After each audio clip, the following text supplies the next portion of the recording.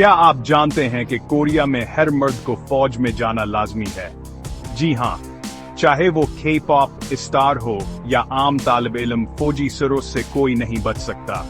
आइए जानते हैं कोरिया की कंपल्सरी मिलिट्री सर्विस के पीछे की कहानी।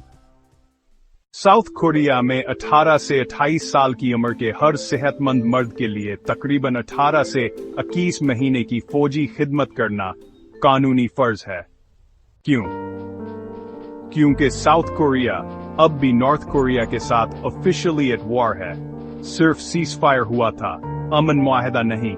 इसीलिए हर शहरी को तैयार रखना जरूरी समझा जाता है। मर्द हजरात आर्मी, नेवी या एयर फोर्स में अपनी तरजीह के मुताबिक और सिलेक्शन प्रोसेस के तहत शामिल होते हैं। अक्सर को आर्मी में भेजा जाता है, जहां ट्रेनिंग काफी सख्त होती है।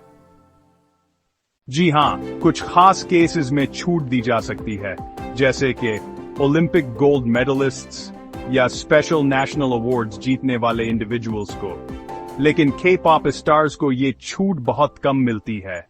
मसलन BTS के तमाम मेंबर्स को फौजी सरोस के लिए जाना पड़ा, हत्ता कि वो दुनिया के सबसे बड़े बैंड थे। फिर भी लॉ सबके लिए बराबर है।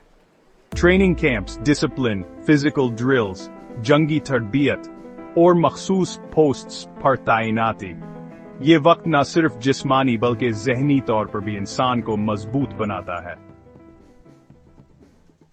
सरोस मुकम्मल करने के बाद अक्सर लोग एजुकेशन या करियर्स की तरफ वापस आते हैं, लेकिन ये तजुर्बा उनकी शख्सियत पर गहरा असर छोड़ता है। तो ये थी साउथ कोरिया की मिलिट्री सर्विस की हकीकत। एक ऐसा फर्ज जो मुल्क की हिफाजत के लिए हर फर्द अदा करता है। आपका क्या ख्याल है? अगर आपको ऐसे कानून का सामना हो तो आपका रद्द-ए-अमल क्या होगा? कमेंट में बताएं।